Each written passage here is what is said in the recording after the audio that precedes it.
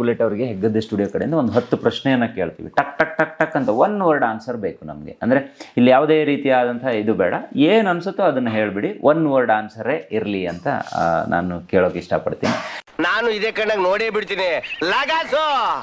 Rakshak bullet ಅವರು free ಇದ್ದಾಗ ಏನು ಮಾಡ್ತಾರೆ?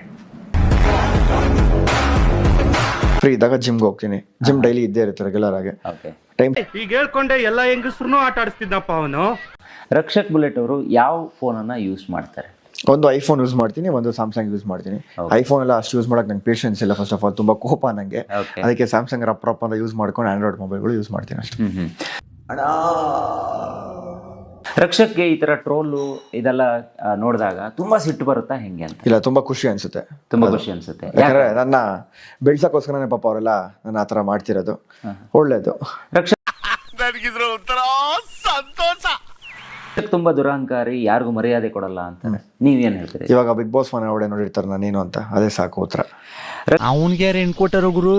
ಸರಿ ಇಲ್ಲ, ಅದು ಪಳ್ಳು. ನಮ್ಮ ಊರ್ಲೆಲ್ಲ ಮೆಂಟ್ಲು ಅಂತಾರೆ. ಅದಕ್ಕೆ ಯಾವ್ದೋ ಒಂದು ಅಕ್ಕರ್ಗೋ ಬೆಳಗೋ ಇರೋದ್ನ ಗಂಟ ಹಾಕ ಮದುವೆ ಮಾಡ್ಕತ್ತವನೆ. ರಕ್ಷಕ್ಗಿಂತ ಪ್ರತಾಪನೇ ಉತ್ತಮ, ಇದಕ್ಕೆ ಏನಂತೀರಾ? ಅಲ್ಲಿ ಉತ್ತಮ, ಕೀಳು, ಏನೋ ಅತಿ ಅದ್ಭುತ ಅದೆಲ್ಲ ಎಂತದ್ದು ಇಲ್ಲ. ಬೆಸ್ಟ್ ಆಗಿರೋದಕ್ಕೆ ಎಲ್ಲರೂ ಒಡೆ ಹೋಗಿರೋದು. ನಾನು ಬೆಸ್ಟ್ ನಾನು ಕೊಟ್ಟಿದ್ದೀನಿ, ಪ್ರತಾಪ್ ಅವ್ರು ಬೆಸ್ಟ್ ಪ್ರತಾಪ್ ಕೊಟ್ಟಿದ್ದಾರೆ. ಯಾವ ಬೋಳಿ ಮಗ ಹೇಳಿದ್ರಿ? ಏನ್ರಿ ಅದು ಮಾತಾಡೋದು? ಏನ್ ಮಾತಾಡ್ತಾರ್ರಿ? ಯಾವನ್ರಿ ಅವನು? ನಮಗೆ ಸ್ವಾಭಿಮಾನ ಇದೆ. ಬಿಗ್ ಬಾಸ್ ಮನೆಯಲ್ಲಿ ಬುಲೆಟ್ ಸೈಕಲ್ ಆಗಿತ್ತು, ಸೌಂಡ್ ಮಾಡ್ತಾ ಇತ್ತು. ಆ ಸೌಂಡ್ ಆಚೆ ಕಾಣಿಸಿಲ್ಲ, ಅದು ಟಿವಿಲಿ ಟೆಲಿಕಾಸ್ಟ್ ಆಗಿಲ್ಲ. ರಕ್ಷಕ್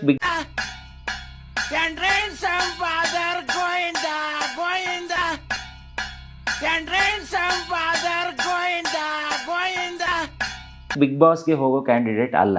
ಒಂದು ಚಿಕ್ಕ ವಯಸ್ಸಲ್ಲಿ ಆಸೆ ಅನ್ನೋದಿತ್ತು ನನಗೂ. ಅಂತ ಆಪರ್ಚುನಿಟಿ ಅವ್ರಿಗೆ ಗೊತ್ತಾದ. ಇವಾಗ ಹೋಗ್ಬೇಕು ಹೋಗ್ಬಾರ್ದು ಅನ್ನೋದು ಟೀಮಿಗೆ ತುಂಬ ಚೆನ್ನಾಗಿ ಗೊತ್ತಾಗಿರುತ್ತೆ. ಯಾಕಂದ್ರೆ 10 ವರ್ಷದಿಂದ ನಡ್ಸ್ಕೊಂಬಂದಿರೋರಿಗೆ ಯಾರನ್ನ ಕಳಿಸ್ಬೇಕು ಕಳಿಸ್ಬಾರ್ದು ಅಂತ ಅವ್ರಿಗೂ ಗೊತ್ತಿರುತ್ತೆ. ಕಳಿಸ್ಬೇಕು ಅನ್ನೋ ಪರಿಸ್ಥಿತಿ ಅವ್ರಿಗೂ ಬಂತು. ನನಗೆ ಅಪ್ರೋಚ್ ಮಾಡಿದ್ರು, ನಾನು ಒಪ್ಕೊಂಡು ಓಡೋಗಿ ಹೋಗಿ ಬಂದೆ, ಮುಗಿದೋಯ್ತು.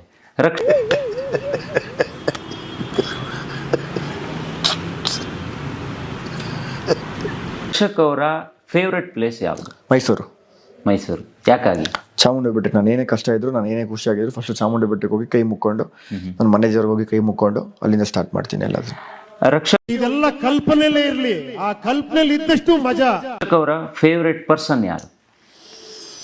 ನಮ್ಮಪ್ಪ, ನಮ್ಮಮ್ಮ. ಅಪ್ಪನ ಕಳ್ಕೊಂಡಾದ್ಮೇಲೆ ನಮ್ಮಮ್ಮ ತುಂಬ ಮಿಸ್ ಮಾಡ್ಕೊಂಡೆ ಬಿಗ್ ಬಾಸ್ ಮನೆ ಹೊಡೆ ಹೋದಾಗ. ಫಸ್ಟ್ ಟೈಮ್ ಬಿಟ್ಟಿದ್ದೆ ಫ್ಯಾಮಿಲಿ ನಾಲ್ಕು ದಿನ. ನಮ್ಮಮ್ಮ ಅಂತ ಹೇಳ್ತೀನಿ. ರಕ್ಷಕ್ ಅವರು